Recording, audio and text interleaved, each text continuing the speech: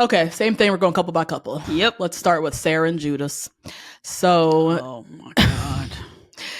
he's like, are you my girlfriend? I care about you a lot and love you. And then like catches himself. And he's like, no, I mean, I'm falling for you. And she's like, oh yeah, whatever, cool. Okay, let's talk politics. So she said she got really interested in politics and social justice and all of that when Trump took office and when George Floyd happened. When it was too late. It's very late. That's a first indication. I know. But also, this is a lot of white people. This is when they became interested in race. So I was like, it's whatever. She's in the same company of all the rest of them. But she mentioned George Floyd, which I forgot. We're in Minneapolis. I totally forgot as well. Yeah. So this, like, in a very personal way, she's like, I've been, going through it the last 2 years or whatever. He says, I'm ignorant to that stuff. I don't really know about that kind of stuff. I've educated myself on that stuff. His talking around words is maddening. It's maddening. That stuff. The same way when he talked about gay people. Oh, I know people like that or that way or whatever he said last episode. Why is he so afraid to say these things? Because he doesn't want to involve himself at all. He has so much privilege that he steps away from it, and he's never had to go back in. He would only go back in to help or to hurt. He doesn't want to do either, so he's not interested in literally humanity. Yeah. Just literally humanity, like at its bare core.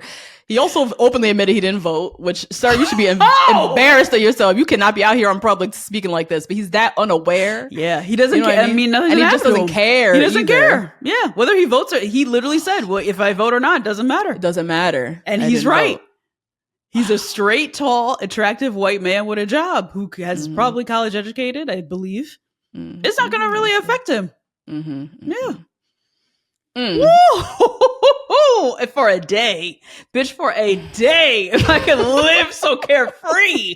Oh my God, I can't even imagine the experience. I can't imagine that lived experience. I don't know about that stuff. I don't think about anything. I don't think about anything what I'm going to eat. God. Oh my God. And so she repeats again. She's like, well, George Floyd happened here in Minneapolis. Yeah. So, continuing on, we'd love to know your thoughts on Black Lives Matter. Like, you now know something. You can't ignore it. It happened in your goddamn city. Are you kidding? Like, you literally can't. So you're trying to pretend, I don't know about that stuff. So something major happened here? So, we were all at home and had not shit to do. So it's not like you didn't hear about it. No. Or anything. Like, you heard about it. So now you're involved. Now you know. The minute she said, I want to hear your thoughts on Black Lives Matter, I was like, girl, save yourself. He ain't got none. He ain't got no thoughts. You don't know what you're talking about. No. Move on. He said love is for everyone, like he did last time with gay people. So he goes, I'm not one way or another. What? I just kind of keep out of it. I keep out of it. Yep. Ladies and gentlemen, this is a man of God. Allegedly. This is a guy who goes to church every Sunday, as he says. Yep. And on the question of what are your thoughts on Black men and women being slaughtered by police and this global movement to remind the world that Black lives indeed matter, he says, I'm not one way or another. I just kind of keep out of it. Judas. So you don't mean anything. You go to church for religious reasons. This whole beginning speech, I don't really like the word faith. I don't really like the word religion. I really don't subscribe to anything. Yes, you do. Because you can't even have an original thought. You know how embarrassing that is? You don't have original thoughts? Oh my God. Oh my God. About something, as you said, as simple as if someone's life matters or not based off of race. And he says, I'm not one way or another. He can't have a thought about it. He cannot have a thought if it matters or not. That is so fucking absurd. It's absurd and it's evil. And it's evil. And it's evil. Yeah, I agree. I agree. Because that is such a choice to not have an opinion on this. Mm-hmm. First of all, there's no opinion. It's just a matter of right or wrong. Yeah, exactly. But he can't even say either one. Mm-mm. Nope. You're a man of God out here talking about I'm a God-fearing man. Speaking on God like this. Speaking on God like this. It speaks really as well to, I think, the hierarchy of gender and race. That's what these two really reminded me of, that hierarchy. Mm-hmm. White people put whiteness above anything else. Mm-hmm. Mm-hmm. He puts it above gender. He puts it above education. He puts it above everything. Mm. He just doesn't have to worry about it. Doesn't feel any sort of way about it. I feel a way about it that I'm not like watching the news every day right now. Mm-hmm. Like I feel a little shame around it. Not enough to watch. I was like, I'm chilling over here, girl. But there's privilege in that. There's like deep privilege in that. Of course. But I also worked hard enough to get here to where like not every single fear-mongering thing affects my life. Well, also so we did our job. We earned our right. I'm checking out. This ain't none of my business. See you. We did our job. 92% or however many of us. Yep. We earned our right to check the fuck out. Sure did. Please. Sure did. But we earned it. You see how we said we earned it? Earned it. No, he's just checked out by default. This is a them problem. Those over there, race, what? That ain't got nothing to do with me. That's them. Oh my God. What just like, you're a Republican. Like, stop lying. Like, what? I cannot. Oh, Lord. So she's still trying to press him. You know, I think it's very valuable to keep up on these things. Like, I don't think what happened to George Floyd was right. You know, I think our voice does matter. Like, and he again triples down and says, I just keep out of it. Yep. So she's obviously not liking what he's saying. She's telling him, and she's like, I just need someone who's on the same page about basic human rights and equality. And he says, you know, well, I think the best way is for you to just see me and like my thoughts and my actions in real life. That'll tell you a lot about me. Just wait, sis. Just wait. You'll see it when we go to church every week. But what is so infuriating, like he's not even recognizing that his inaction is an action. Yep. Your choice to keep out of it, that is telling her everything she needs to know. Exactly. So what do you mean? I'll just show you out in the real world. Show me what? You're in action? You're continuing to do nothing? Like, oh my God, girl. Wow. What a loser. Oh my God, what a loser. So anyways, they go back into the pods. He's like, I have a girlfriend, guys. Ain't nothing but a thing. Oh my God, you guys. It's great. Ain't nothing but a thing. She's like, oh God. Yeah, she did have a little moment. I think she talked to Virginia and was like telling Virginia about it. And even Virginia was like, do you think he can change? I'm like, girl, he ain't gonna change. Don't even try to gas her up. No. He has no reason. No reason. So they go back into the pods. She, roll right over her. She's like, this is my twin flame. Oh, yeah. That's the other problem. That right there is the other problem. That performative activism bullshit, Sarah. You a bullshitter. That did not change your life at all. You don't even give a fuck about your gay sister. I can't believe she really don't give a fuck. That's so crazy. She really don't care. But the fact that he didn't vote, that didn't even do nothing to her. Nothing. And like, here time with this crazy satanic Cheeto was running for president. You didn't vote, and that none but a thing. Nope. But says that you're a Christian. Say that you care about community. You care about your faith-based community so much. Yeah. No, you don't. The hypocrisy of that alone should give anybody pause. And she didn't even miss a beat. But that's because race goes over gender, even with women. This was my same issue with Molly and David. When David was like, oh, I don't know about politics. Like, I don't know. Whatever. I just want less taxes, which is obviously who he's voting for because he has so many businesses or whatever. Right. And she's like, oh, yeah, I agree. Because she does not think it's going to come for her when it is going to come for you, girl, because you are a woman. Your whiteness is not going to save you when they outlaw abortion and birth control in your state. but you think you just choose race all the time. Yeah. And same with Sarah. That's going to come at you when he's at dinner and he's like, oh my God, gay people are the ones. Uses the F word just randomly out uses the T word randomly in a sentence in the middle of Thanksgiving dinner. And your gay sister going to look at him and be like, huh? What'd you say? Then it's going to be a problem. Girl.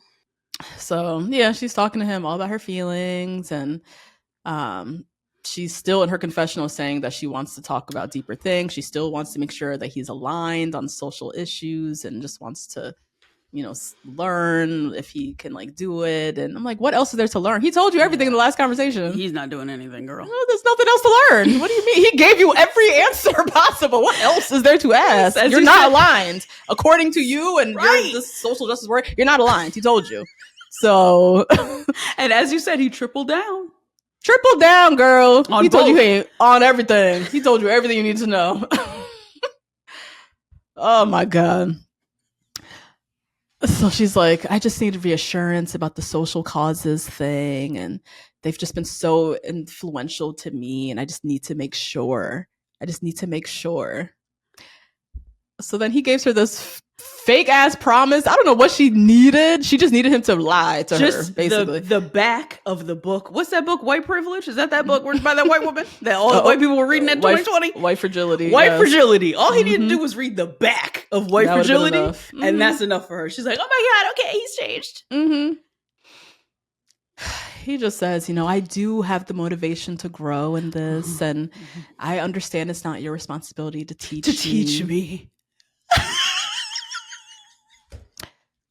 So a black man being murdered in cold blood on the street in your city in a video that played around the world and kicked off a global movement and racial reckoning for white people everywhere. That didn't motivate you? It was so easy.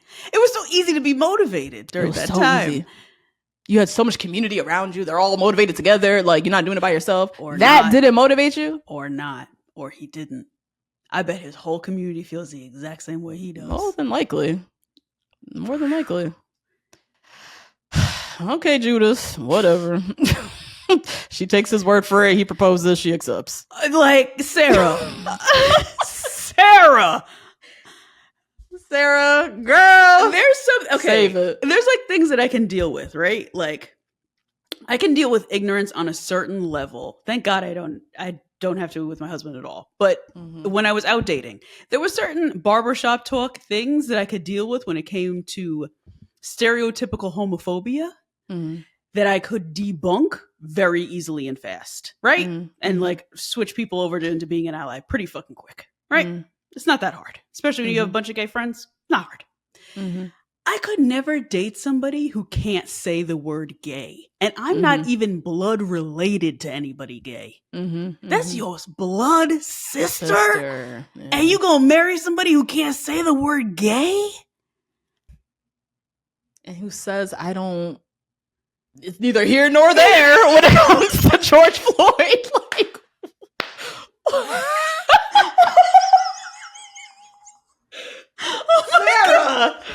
Sarah! But it allegedly changed your life. Allegedly. I can't. Oh my God, this is just pure comedy. It is. It's so terrible and disgraceful and despicable and disgusting that I have to laugh. I mean, what else are we gonna do? Oh my God. The comedy of it is her thinking she's this it impacted her life. Yes. She's this changed woman now. Look at me bringing up George Floyd and asking him about it. That is the comedy of it, because you look a damn fool accepting a proposal from this man who told you he ain't vote. Is neither here nor there about this black man who got murdered in the city of where he lives. Yeah, I know. The way it impacted New Yorkers, I can't even imagine the way it impacted people in Minnesota. The way it impacted people in fucking Johannesburg. Do you remember motherfuckers all over the world? All over the world. The world. That girl I followed in Scotland, who lives in the forest, was you guys are watching movies? I'm looking at documentaries. She started really researching. It kicked off a whole thing for everybody. But he lived in the same city. In the city with the protests and everything going down. He had fixed his mouth to say, I don't know anything about that stuff. IDK.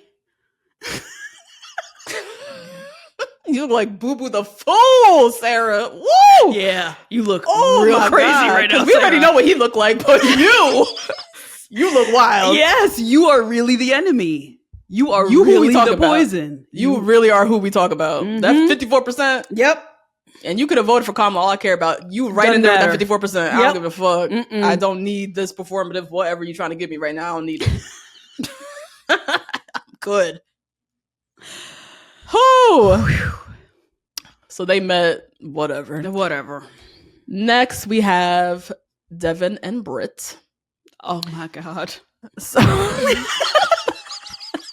going right into a whole other thing now. I know. Lord. So fascinating, these two with very this whole thing. Yeah. Mm-hmm.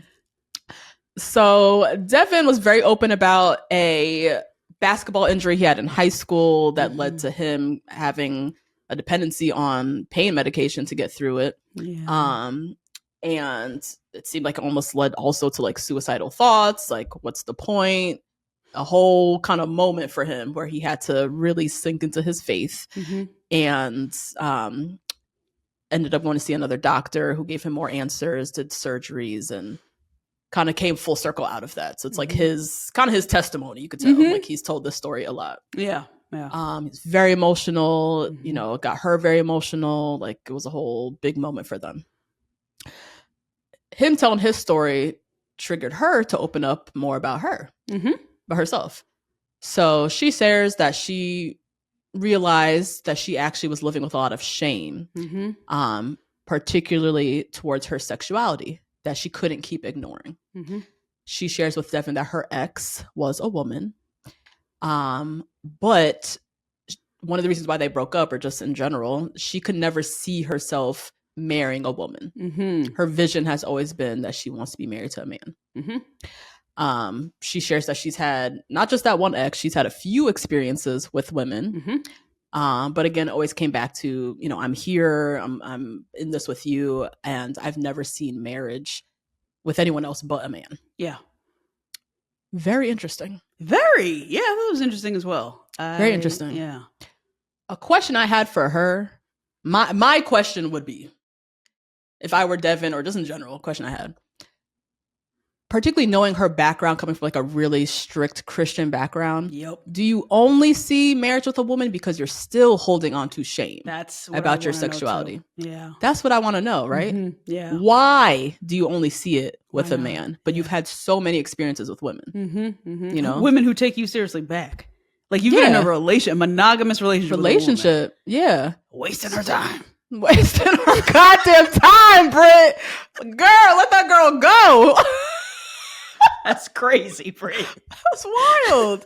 The whole time, you know, you're not going to do nothing with it. Like, you're not going to go to marriage with her. Right. You're not going to take it all the way down. You're not going to go the distance. So that was my big question. I wish Devin could get to, but I think he was just so he didn't see any of this. I didn't see this coming, honestly. No, me either.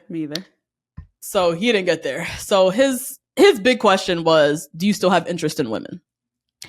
And she's like, I think people are beautiful. Duh. Yeah, she does have interest in women. That's what she just told you. I know. I think people are beautiful. And again, he's like, so are you not interested in women anymore? Or like, he's very stuck on that part. You just turn gay and bisexual and straight. You just turn on and off like a little switch. So she's trying to reassure him. She's like, you know, I adhere to monogamy. When I'm monogamous, the person I'm with, that's it. Like, yeah, he's confusing that relationship type and sexuality. Because I think to be fair, she's not really answering his question. His what he's focused on, and I think the subtext of his question, if I know anything about men and what he's really trying to get at, do you still want to have sex with women? Right. You're committing to me a man. Yes, that's something I need to think about or worry about. You're committing to me a man. Are you going to miss being with a woman? I'm not a woman. Are you going to miss that? Right. That's what he's trying to get at. And so she's not fully answering that question when she's saying, I think people are beautiful and, I'm monogamous, whatever. He's like, that's not answering if you want to be with a woman or you're going to miss being with a woman. That's so annoying. I think that's an annoying question for bisexual people, I would think. I mean, yeah, I imagine that can be annoying. Right? Like, sex is just, like, sex should serve you however sex serves you. You know what I'm saying? Like, I hear what you're saying. I do, and I don't know if I'm wrong in the way I'm thinking. Yeah. So, yeah. Y'all can come for me for this one. I'm still wondering if that's still not a valid question. Because I feel like in the back of my mind, I would probably think the same thing. So is that not a fair question for Devin to ask? We also saw this with Diamond and Carlton, season 1. Well, Carlton was different. It was a whole other thing. But he came forward and said, I'd previously dated men or whatever. And he didn't like Diamond's response, which was, well, like, do you still have attraction to men? Like, how does that work? I think that's like, for someone who only ascribes to heterosexuality, like they don't know about bisexuality. I don't even think Devin called herself herself bisexual. So he's not even having full understanding of what she identifies as. That is, for a heterosexual person who only lives in those parameters, that's going to be their first question, their first worry, their first threat, so is that not a fair question to ask? Or to wonder about. He'd wonder. Yeah. I am not bisexual. I don't know. I don't think I would wonder about it though. Because I'm not walking around with you thinking you're looking at other men thinking like, damn, I wish I had some. I'm not thinking that you think that. And yeah, if you say you're monogamous and that's the relationship that you want, then it's fine. But I'm the opposite sex of another sex that you previously have had relations with, you find attractive, like that vagueness, the ambiguity, because I can't serve you in the way that a woman could serve you. Right. Yeah. He's sitting in that. I think the person who should have asked her that is her ex, the woman. Okay. I think the woman should have asked, because when you're in a lesbian relationship, you're even further marginalized. Are you going to miss being with a man and appearing as heterosexual? That's what I would be at. Like, that to me is the greater threat than being a man with a woman and being in any kind of heterosexual coupling. But that's just me. Yeah. I can understand the other side of it though, of like, I'm not attracted to both sexes, so I don't know how it is to walk around in that body and that experience. Tell me more about that so I don't feel threatened by the other gender. So I think it's coming from a place of, I don't want to feel threatened. Right. And I believe what you're saying, but like, explain that to me, because I don't live in that lived experience. I only live in these heterosexual parameters. So I can see how it could be taken as an ignorant question and like unfair for bisexual people to answer. But I could see myself even wondering that, honestly, if I'm being all the way book, like I could see that would be my first question. So I think it's just there's a gap, right? A gap of learning. Yeah. They're living in two different lived experience in different shoes. He just doesn't get it because he doesn't live over there, I think. Yeah. So there is a moment of like, I need you to like help me understand because automatically I don't understand it. Yeah. You know? And I will say, I think it goes even to your first question of, is there shame around this with your religion? That was the ultimate question. I wish that was his first question. Yeah. I wish that's where he went first, particularly when she repeated twice, I think, I only see marriage with a man. Yeah. Why? Gay people can get married now. Right. It's fine. Yeah, but you've been in long-term relationships with the women, so why didn't you see it working out? Like, why? But he kind of breezed past that and was like, so like, so you go, want to still eat pussy or no? Right. Literally, that's exactly where he went. So missed that whole other part. We doing threesomes? Because I don't know if I can do all that. I don't know if I'm ready. I had hip surgery. I don't know. But yeah, you could see it was like, it got very awkward. Yeah, he didn't. Yeah. He wasn't ready. It's fine. He wasn't ready. It also, you're not expecting that to come, you know? Yeah. Yep. that's where I saw she's kind of making the rounds. She's doing interviews and she's like going in on him. Why? Yeah, I didn't read I just saw like one headline where she was like going in on him. Oh no. And I'm just like, I could have a little bit of grace because you're not going into the pods expecting to hear that. You don't know what you're gonna hear, but you're falling in love with this girl. You're talking to her for weeks or whatever. You don't know what the next thing's gonna come, but you're not expecting this. So you got to give someone a second to process, which is why it was awkward. He was like, "This is just a lot for me to process." And everything he's saying is going to be the wrong answer. Yeah. Everything he's saying is not going to make her feel warm and fuzzy. It's because he's trying to fucking figure his own shit out right now with what he just heard. So I could, I need to read the article. I'm going to like say what she's saying, but I feel like I saw a headline where she's like coming down hard. Oh boy. As far as his reaction to her. But yeah, he's just like, I've never been with a woman who's been with women. It doesn't change how I feel about you. It's just caught me off guard. So I need a second to process. So that was that whole thing. Then we see later, they go back into the pods and she just kind of owns the room. Like she's like, before you even speak, let me get it. Yep. And she shares her concerns, particularly about his reaction. She was hoping he'd react a different way. And she actually believes he's more rigid in his thinking or open-mindedness than she thought. She's also realized about herself, she's more indecisive than she thought. And just realized that they're not each other's people. And he agrees. And then just like that, they like ended. She's gone. Yeah. Yeah. It went really fast. Yeah, I think I understand her because that was a moment her being super vulnerable, right? Yeah. You wanting him to console you or tell you it's going to be okay. I don't care. Like, that's the right response, right? Is he's like, whatever, it doesn't mean anything. Like, good for you, whatever. We can talk about this more, but like, I still love you, whatever. But I don't think you can hold expectations for someone's reaction to something that is consequential in his eyes. In his eyes, yeah. So I think that's where there could be a little grace. And I do think she said this in her breakup. I'm a very indecisive person. So she already has the notion or narrative that she needs to get better at this speech. And she needs to like get a little bit firmer because grip that on it. First question that that still you are trying to answer, I'm trying to answer, and Dennis never asked is Devin never asked is there shame around you being with women out publicly, like marrying a woman forever, right? Yeah. And I don't know if she can answer that question or not. I'm sure it's fine now. It's on television. We're talking about it. We don't know this lady. But yeah, I don't know. I guess that would be like once she answers that question for herself, then she can go on and like really be open about it and date men and, answer all those questions that he had. Yeah.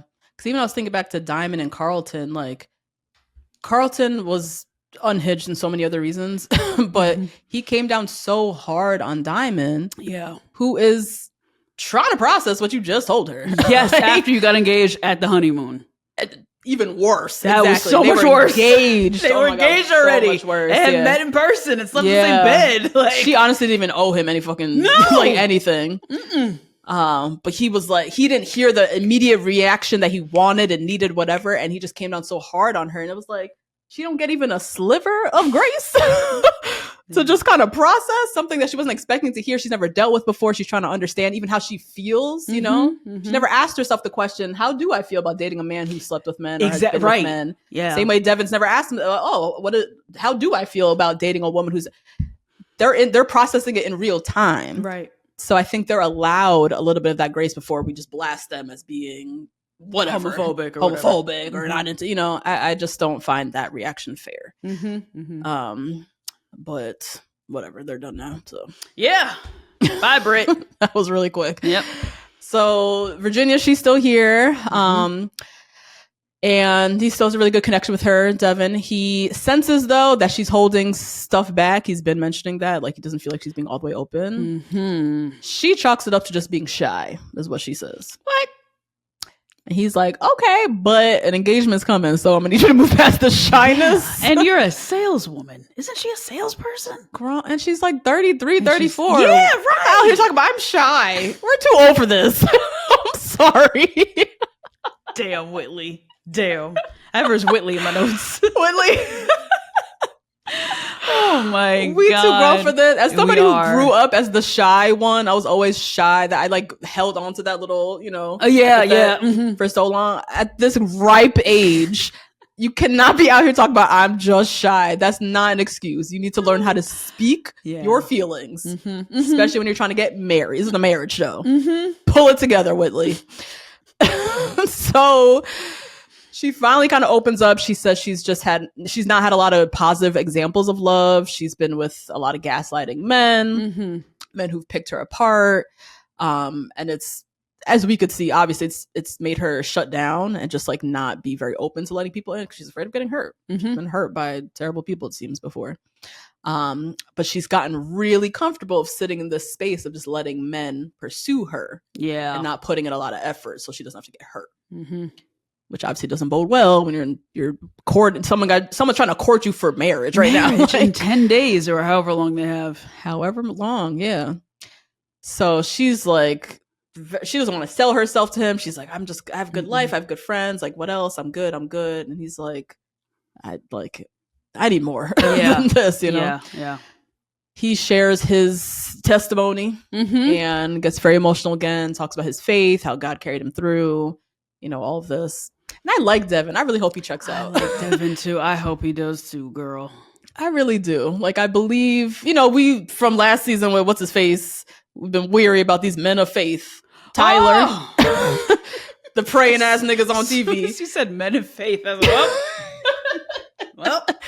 So now I'm like weary of them, and here Devin is another one, but I'm like, God, I hope, I like this story. He seems like he's, I know. He's learned something. He's a youth motivational speaker, pastor, preacher, coach. He does this. So he does this. He knows how to do this. He told this story differently to one person than the other, which tells me a lot too. Girl. Really? He told it a little differently, but okay. Yeah. I think he tells this story. This is his testimony, so he tells it a lot. Right? Yes. He's very good at telling it because he owns it. It's his story. It's his narrative. He owns it. But yeah, I'm just fingers crossed, please. I want to check out because I like him. So yeah, she can connect to his story. She says she's dealt with people in her life who struggled with addiction, and I feel like we still don't learn that much about Virginia. We're still waiting. Right? We're still waiting. She says that her life is so great. Everything's so great. Men just fall at my feet. I'm just here so I can get married quick. That's it. That's not true. That's a lie. That's a lie. That's not true. So yeah, I just feel like she's sitting on something. Like, I don't know, but she was like, thanks for sharing, and then didn't really share anything else. God. So yeah, anyways, they get back into the pods. They give each other different gifts. They're all lovey-dovey.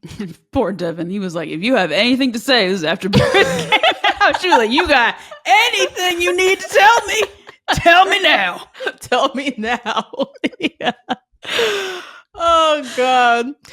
So, yeah, it's all hunky-dory, it seems, and they get engaged. They meet. They're both very attracted to each other, very happy. I thought it was hilarious. She told her family and friends she's on a spiritual retreat. That's where they all think she is right now. Fucking yoga retreat in like Mexico or something. Just on Love is Blind. No biggie. So that was them. Another engaged couple. Let's get into Madison, Mason, Meg, Alex, that whole bundle of joy. These four. Oh my goodness. Man. So Madison and Mason, he comes in guns blazing because she's put him in a corner. You need to tell me how you feel, right? He says, I'm here in this with you. You're the person I'm thinking about. I'm committed to you. Gives her the ultimate validation. And then she says, can you go a little further with that? Can you explain a little more with that? And he's like, it's only you. I'm only committed to you. She's like, thanks for sharing that. Thank you. And gives nothing back. Gives nothing. I kind of live for her. Madison is wild out here. She's a wild lady. She is a wild lady. I look at her Instagram. I said, oh, right. He's out here wheeling and dealing, these guys, yo. forces him to commit to her, and then says thanks for sharing. And he's so dumb, he doesn't even call her out. Like, so what do you have to say to me? Right, because you're dating somebody else. They're both in the same position. They're both entertaining other people. But she demands exclusivity from him. He could make that same demand back, but he didn't. So she was able to fly out of there with no issues. She literally leaves the pods, flat out tells the next person walking that she just came out with her number 2. Yep. So like just out here playing around. So now Mason goes in with Meg, who's his number 2. Mm-hmm. And he's just like, Meg finishes my sentences. Our connection is so unreal. But she still is number 2. He's still trying to keep the door open. And we see he's very obviously doing to Meg what Madison is doing to him. Mm-hmm. Keeping his number 2 around. Mm-hmm. Meanwhile, saying all the things to their number 1, but still unsure how it's going to go with the number 1. So they're just keeping that number 2. Number 2. Yeah. Mm-hmm. So they have their same little surface level conversations about nothingness. Joe Rogan and aliens, basically. And she goes back into the quarters and she's like, "I'm going to marry him, guys. Like, this is my guy." And Madison does know that Meg and Mason are talking. So she does know that that's happening. And she's over talking about every time she comes out of the pods. Like, it just makes me like him less. Now, Madison goes in with Alex, her number 1. And they are designing their dream home together, talking about the future. And she shares with him she's never been in love. She's loved people, but, she's never been like in true love, she thinks. And Alex says all the things, like he's, ready to accept her for who she is. He's here to support her, like understands the trauma in the past that she's coming with, and he's ready, right? Madison then makes her choice. Yep. She says, "I think it's you. I'm in it with you. It doesn't feel forced or fake from day one. You were my favorite." They're both circling around the couch in the same direction. Oh, really? And decides to be boyfriend and girlfriend. Meanwhile, she has a boyfriend. She ain't nobody's girlfriend, but she definitely has a boyfriend. That's exactly it. Yes. Oh my God. So they're boyfriend and girlfriend now, right? She tells Alex that Mason is the other guy, which he asked. He wanted to know, so now he knows. They both go back to their respective quarters and announce to everyone. And it was so sad seeing Mason like cheersing with Alex and like, "Oh man, congrats, dude." You are in not knowing at all. Polyamorous triangle right now that you didn't even ask for and you don't know about. Nope. Like,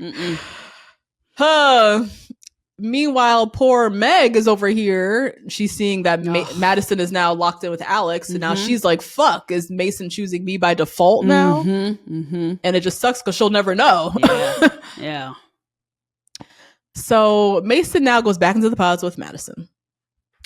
And Alex was low-key diabolical for this. He's like, "Good luck, man. You got it, man." That's false ass hope. That's so terrible. Alex, you didn't need to do that. Oh, God. So Mason goes to the pod with Madison, and she immediately tells him, like, "This is not our story. I just got there faster with someone else," and just like deads things. Right after she forced this man to commit to her. Forcing. Double down to it. Said that the first one who commits wins. I remember her saying that previously. The first one who like really commits to me, that'll be my answer. Oh my God. So breaks up with him. He apologizes for putting pressure on her by, this is what he says, by saying, "I'm committed to you. I put pressure on you. No, I apologize for that. And when I said it, it didn't actually feel right." Yeah. It's a weird thing to say. Why'd you say that? That was terrible. That was bad. That was bad. Mason, you should just kept your mouth shut. Even if you didn't believe it, don't tell her. Why'd you need to do that? So now she's big mad. Yeah. What do you mean? Her trickery didn't work. Her usual man-eating foolishness did not work. No. He said out of pressure. He actually didn't even mean it. So she's like, "Well, I spoke to Meg, and, it just seems like you're saying the same things to both of us. And, you're trying to keep two good things going at once, and maybe you lost both of us. Girl, that's the same shit you doing. And guess This what she is did? so rich coming from you, Madison. You playing the same game he's playing. What are you? She is wild. She's wild. She's so wild. Oh my gosh. She's at the end. She's like, well, good luck with your conversations. Be honest. Oh my God. So over the top. I cannot. So then she goes back to the quarters. Meg is there, right? She's talking about how he was such a clown. She's sitting with Meg and a bunch of ladies and is like almost pushing Meg to end it with him. Yeah, because she's like, he's dishonest. He's dishonest. You're not going to be impressed. Can you believe it? He didn't even mean it when he said that to me. Just doing the absolute most, girl. Move on. You got your man. Leave Meg to go get her man. I know, but I understand what she's doing, though. I get it, because that's not a good quality for a man to be like, well, I didn't even mean it anyways. Like, you know what I mean? That's rough. Yeah. You don't want to marry that kind of guy. And you don't want that to be on TV and to be embarrassed. Because that's embarrassing. But there's a different way to say it. There's a way to do it, though. That Madison didn't do. Madison seemed like she didn't want Meg to choose Mason because she wanted Mason to not be chosen. Not because she was looking out for Meg. Right, exactly. It came from a different place. She wanted him off the table just completely. I can't have him, then you can't have him either. Yeah. But you didn't even want him, but sure. Like, that's what, you're right. It came from a different place. Thankfully, Virginia was there and was like, girl, just hear what he has to say. Yeah. Put your pride aside and just go listen to him. Mason is on his side fretting because he knows Madison's over there talking cash shit about him. He knows. He's like, I said something I regretted. Yeah, he knew immediately it's gonna come back to bite him, like right now when he goes in with Meg. He goes in, he immediately, because he knows he got to own this shit from Jump Street. Don't even try this. Oh wait, how's your day going? He just goes in, fully admits he validated Madison, immediately felt wrong about it, and is now, feeling confused about the whole thing. The question that Meg has, when did you start to feel confused? Why did you know that validating Madison felt wrong? When? Which girl, when he was confused. When he told you he was confused. He told you. Every time I leave the pods with you, I'm confused. There it is. I know. So yeah, she just wants to know, like, when was it? Before she broke up with you? After? Like, yeah, these are questions she'll never confidently know the answer to, unfortunately. Yeah. So he sees that she's like checking out, and he's like trying to fight now. You're my first date in the pods. Like, you have a 10 next to your name. Like, you've always been my number one. So gross. The scoring of it all was so nasty. I know. Hate that. Ew. I think they probably all do that, to be honest. Oh yeah, I'm sure. Especially on the first day, because there's so many of them. But yeah, this whole you've always been my number one, like, that's not true. Right. That's not true. It literally wasn't true like 8 hours ago or however long ago it was. Yeah. And she's like, yeah, but you've never affirmed me. I've been in here just like willy-nilly hoping and wishing that one day you come around and tell me things, but you never told me that. So I don't even know if this is true. Yeah. So yeah, he regrets what he told to Madison. She's also just regretful that they'll never have an opportunity for them to like pick each other, because now she's just here by default. Yeah. And she's like, I don't think I can get past that. No, and she shouldn't. That literally historically in Love is Blind history has never worked. It always ends in turmoil. Yeah. I don't fault her at all. I would never accept a proposal from a man who just couldn't, like, I'm never going to know when you chose me or how you chose me or if you just chose me by default. I would maybe give him a shot outside pods, though. Oh, yeah. Right? Yeah. Taking some time to date for sure, because you don't know that other bitch for real. So, yeah. I don't know that girl. That ain't your friend. Also, this process is confusing. Yeah. I do think Mason genuinely did like both of them, right? Meg never put any pressure on him, though. Madison put pressure on him. And I think because he was afraid to lose Madison in the moment, he did the Hail Mary, which was wrong. But he did all the things. He said the things he needed to do to keep her around because he was afraid to lose her. But I think genuinely he does really like Meg, and he's fucking confused. Yeah. I think it's very simple, right? So then, there goes Meg and Mason. Yeah. It's crazy how this whole triangle just like imploded. Or completely the square, gone. The square. The whole square just imploded. Speaking of imploded, Madison and Alex go back in. Madison had one job. That's it. Don't talk shit.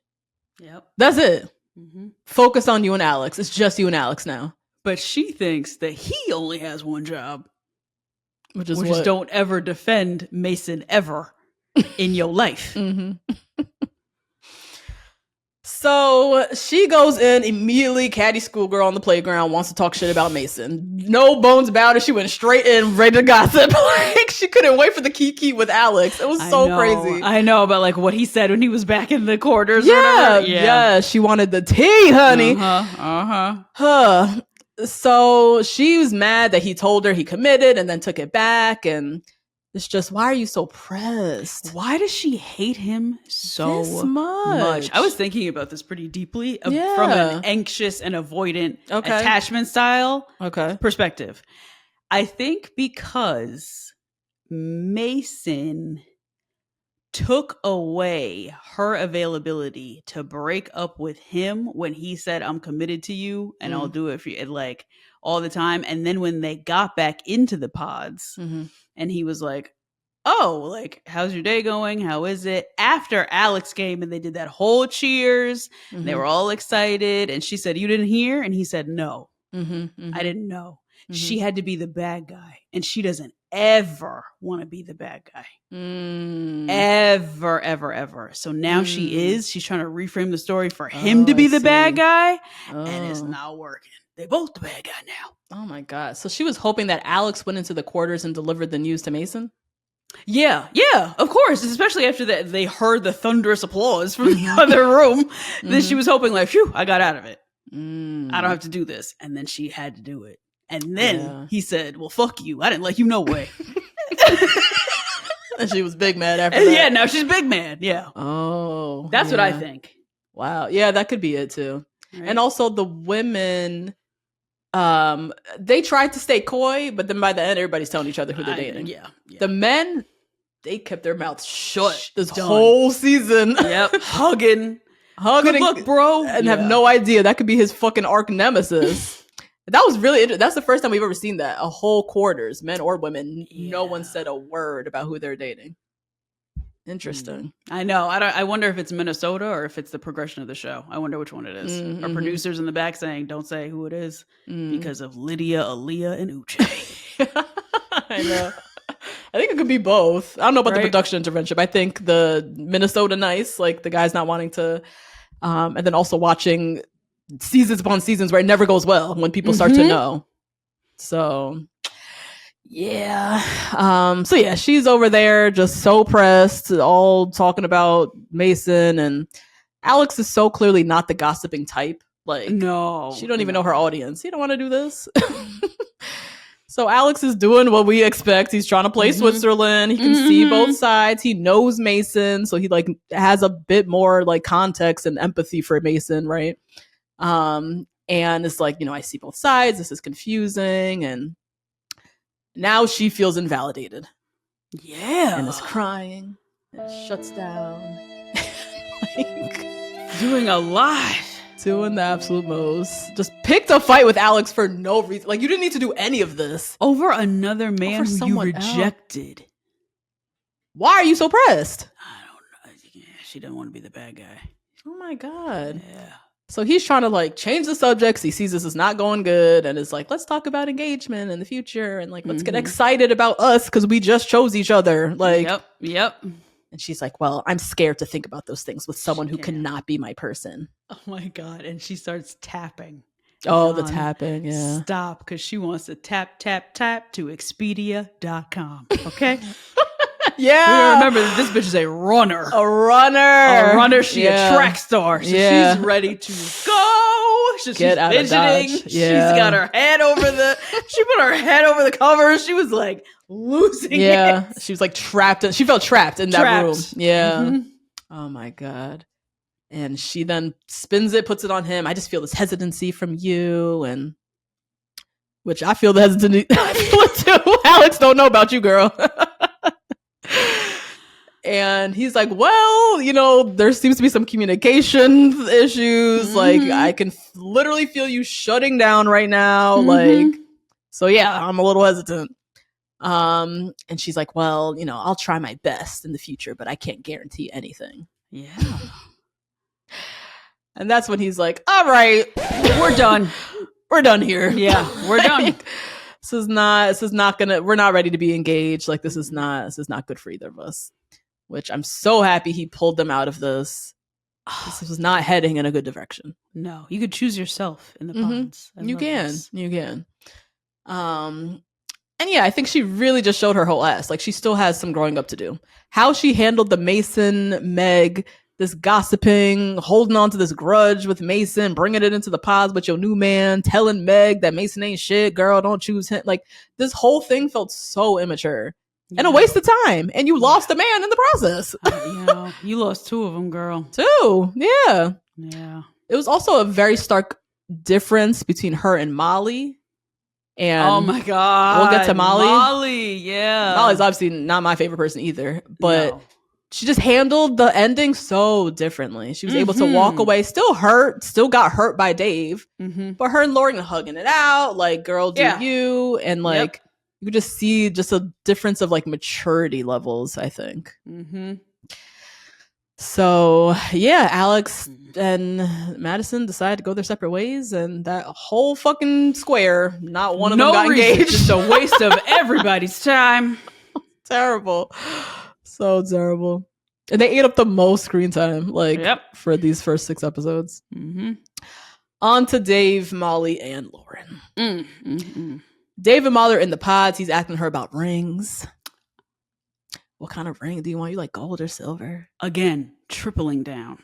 What kind of shape do you want? What size of the diamond? Then he tells her, you know, you were my number 1 after the first date. Yeah. Which, that's her hearing from him. You're my number 1. Yeah, exactly. Right? He didn't mince his words. Like, I think he was very clear. He told her that she's his number 1. He says it could, you know, this could be it, you know, could be me and you.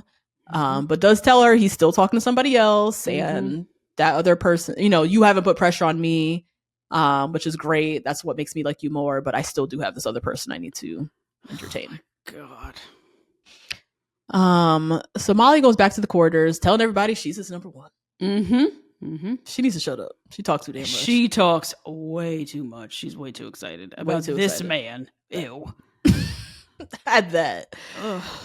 So Lauren is trying to avoid her because this is just making her in her head, you know? She don't need to know all this.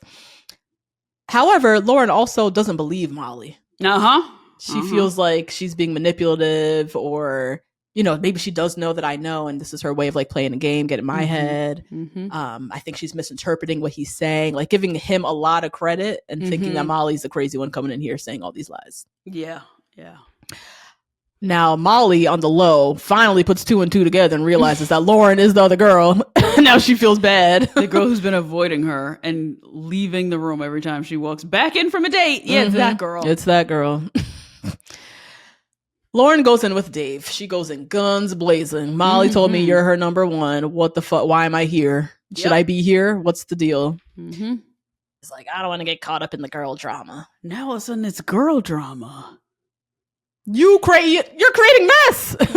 You talked to some other bitch about her ring size. Yeah. And I'm in here and you're not breaking up with me. Exactly. What's happening here? What's going on? Ooh, to call it girl drama is girl crazy. Drama. Like, we're choosing this violence. You've put us in this position. What am I doing here? It was a simple question. Should I still be here or not? Because she just came back and said, you're number 1. So, so he then is saying all the things, you know, me and Molly, we haven't even had that super deep conversations, you know, but we do have a lot in common. You know, it's interesting for me because I never dated someone so similar to me. And then he throws it back on Lauren, is like, well, I thought you were seeing other people. Yeah. And she's like, I'm literally only here for you. He reframed it a lot of times to her. He was like, I wish we would have talked about this before now. Just throw that boomerang back. You don't want no blame of this. Just threw it right back to her. You told me you were dating other people. She's like, I'm not. So, oh my God. Then he tells her he never told Molly she was his number one.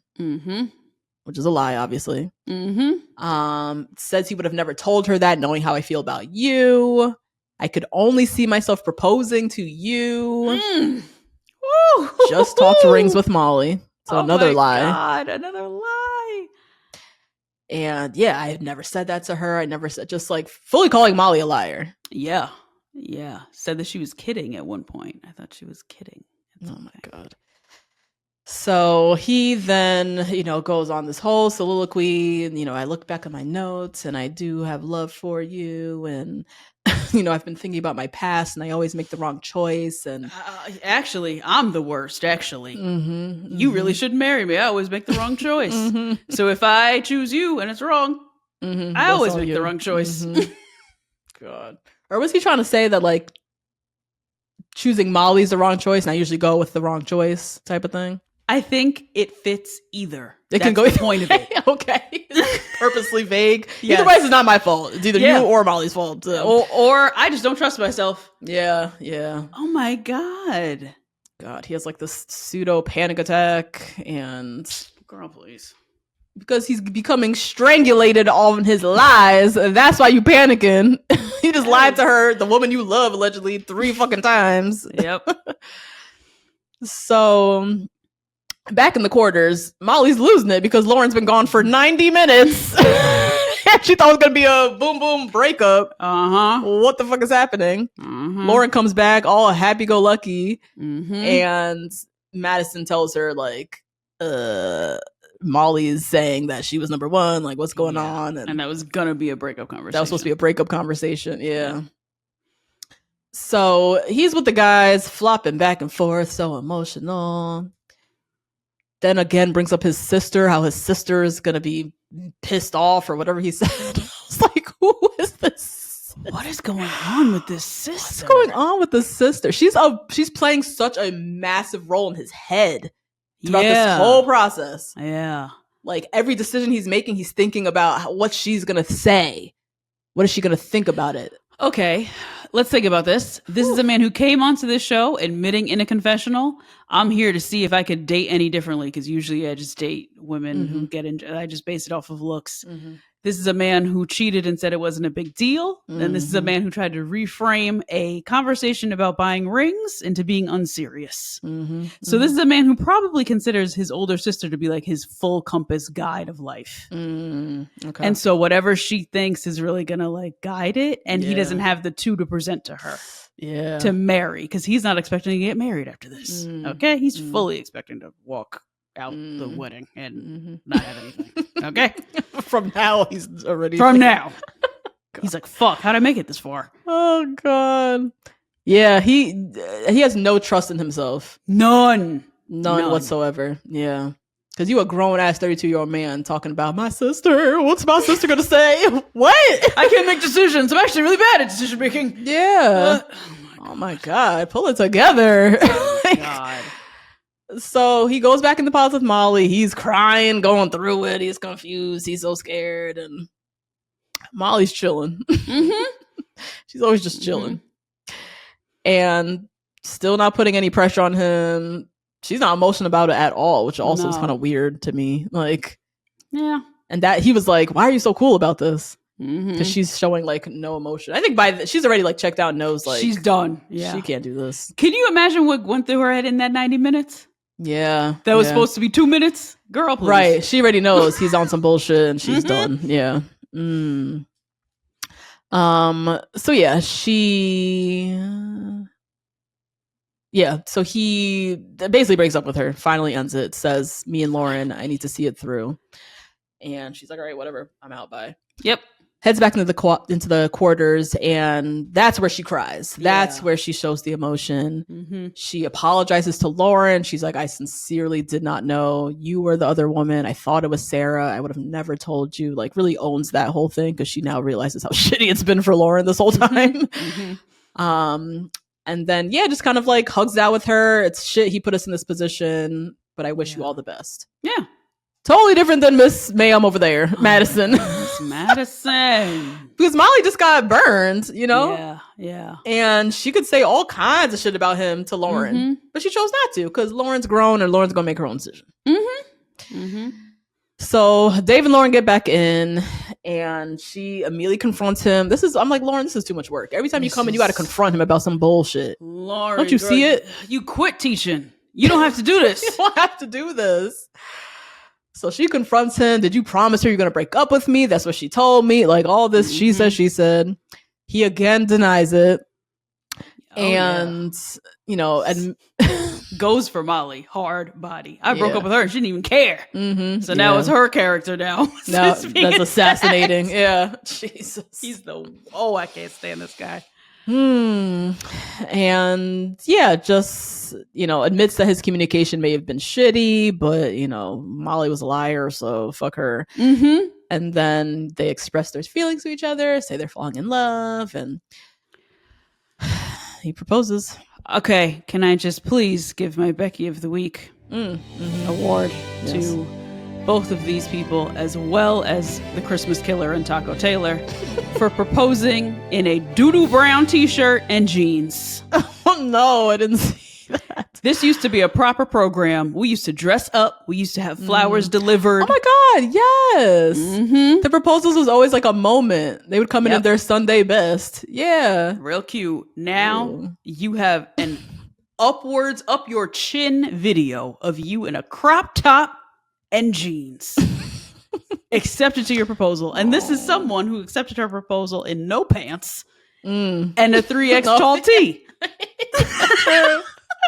But I'm not on Love Is Blind. No, different.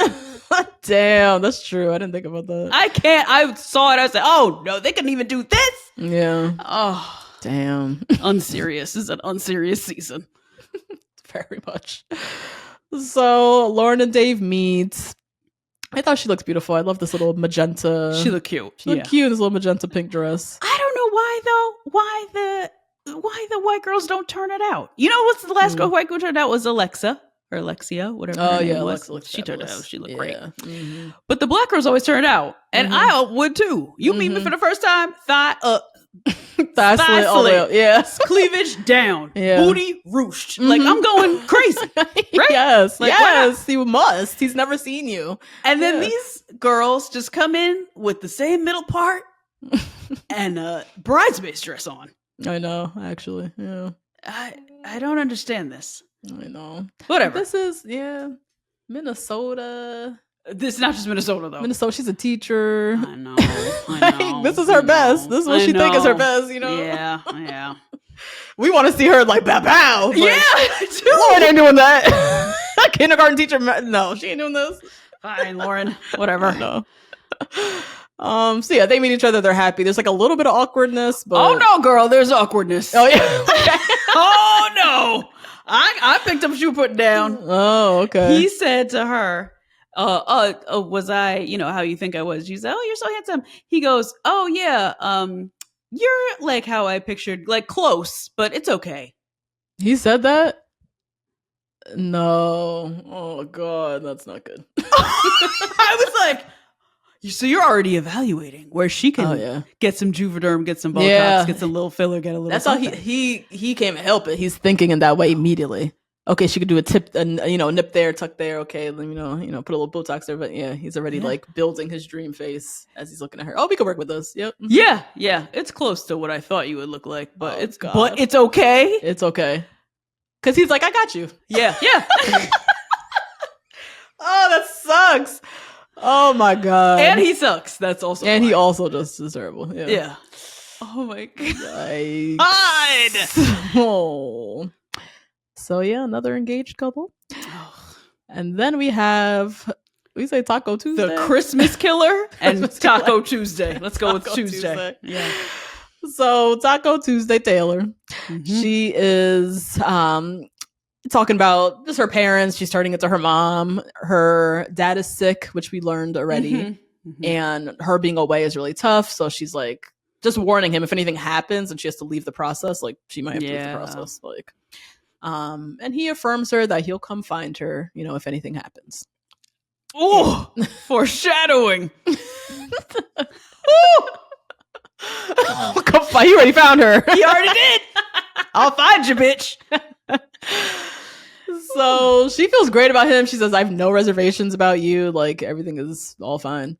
They're both like obsessed with Christmas too, which is like such a very particular interest that they both share. And we learn earlier in the episode that it's around Valentine's Day when they're filming this. Oh, okay.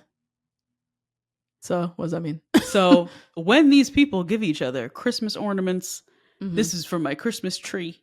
I can't wait for you. Not only is it not Christmas, it's the time where everybody's like super over Christmas. It's like 10 months like until Christmas. We have so long to go. We just did this. Exhausted from Christmas. And here you go. Oh my God, it's your stocking. They're obsessed. Oh my God, this is crazy. They love. I know people like this though who love Christmas and like collect ornaments and get a new ornament each year and all that thing. Our realtor was like this. She was like, she bought us a really cute ornament for like our first Christmas tree. But then she sent us like all these follow up pictures of like different ornaments that she's collected. She's into like, there's people like they everywhere they go, they're thinking, oh, this would be a great ornament for the tree. They love Christmas. Yeah.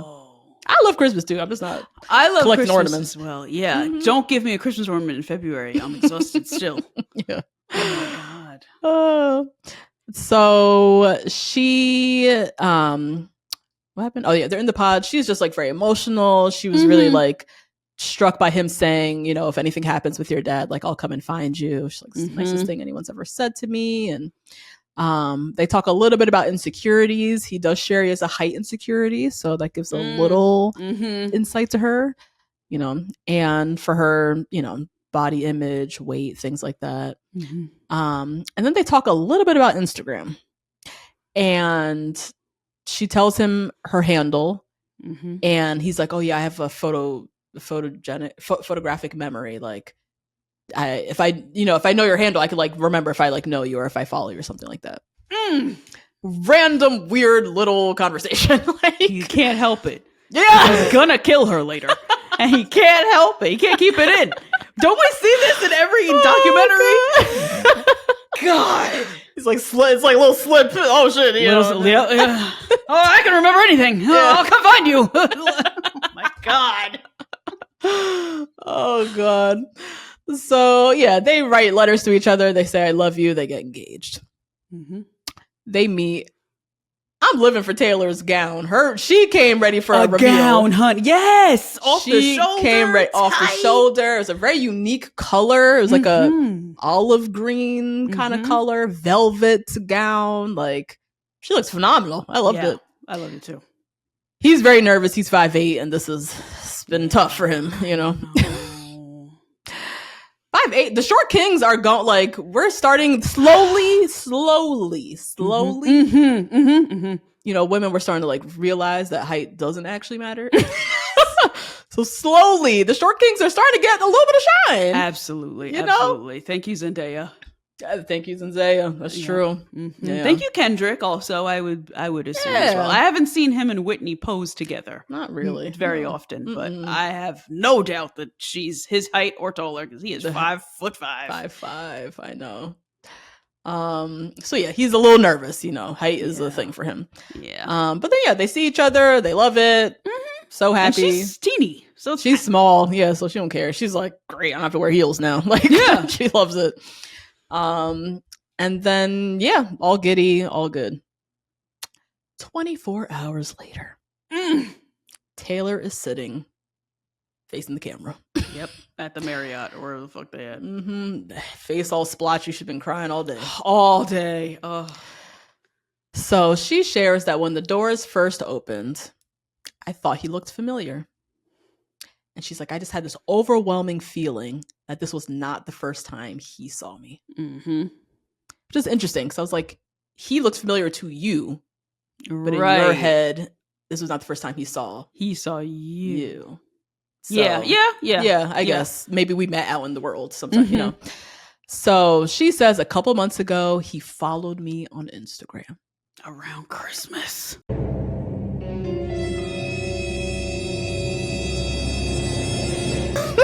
You know, he's the Christmas killer. I need this Lifetime movie now. They planned this all out so that they could do it on Lifetime. I cannot wait. Christmas Killer and Taco Tuesday Taylor, come to us. We will produce this shit for Netflix so it could be good, nasty, and bloody. Yes. Okay. Oh, God. So she says he followed her on Instagram. She didn't follow him back, but she distinctly remembers looking on his feed and seeing a picture of him in front of a Christmas tree. Yep. And we know he fucking loves Christmas, so that checks. Then where she's freaking out is, you know, her Instagram bio says so much about her. She loves Taco Bell. Her family and faith is important to her. She loves Christmas. She's a nurse. Like, all these things they've been talking about. She's like, I'm under the belief that he knew exactly what I looked like the entire time because he's been following me and he knows who I am. That fucking sucks. That's insane. That really sucks. Oh my God, that's so and crazy. So creepy. That's so fucking creepy. I'd have to move out the state. Oh my God. That's so scary. That's so scary. Oh God. And then, I mean, we've seen this with Lydia Milton and... Cause she another one. She knew exactly who Uche was.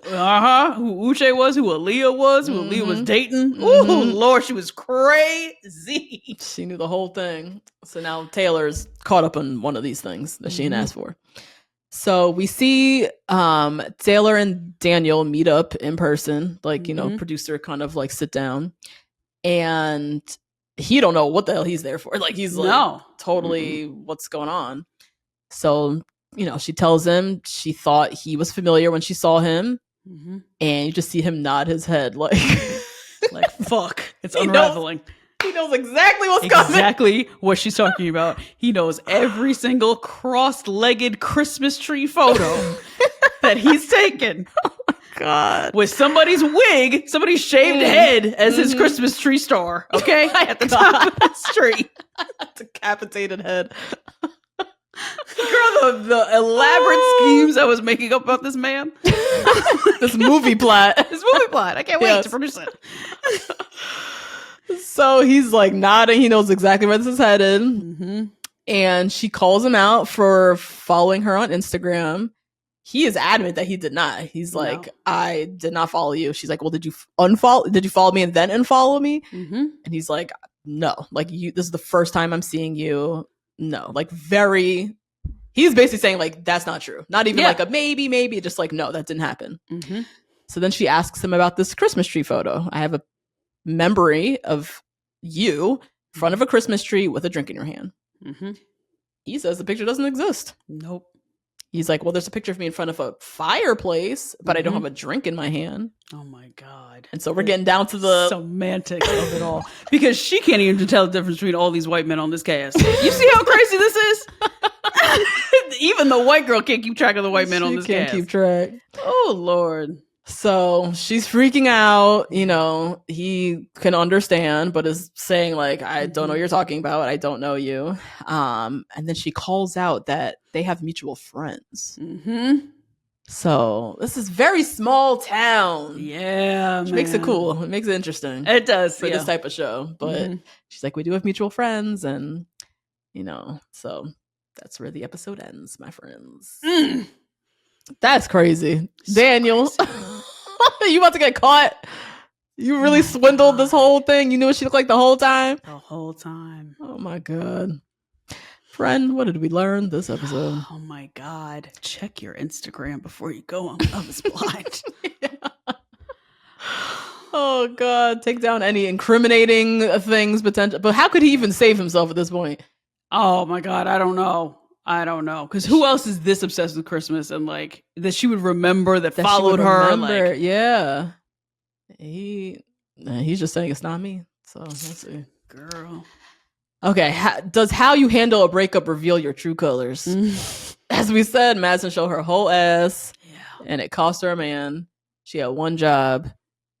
All she had to do was vent to a few close friends about Mason. Bury it, show up, and enjoy her day with Alex. Instead, she felt the need to gossip to Meg, gossip to Alex.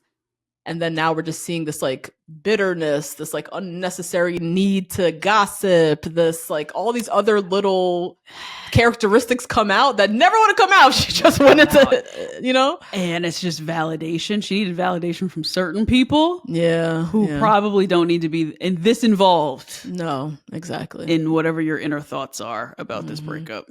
Yeah.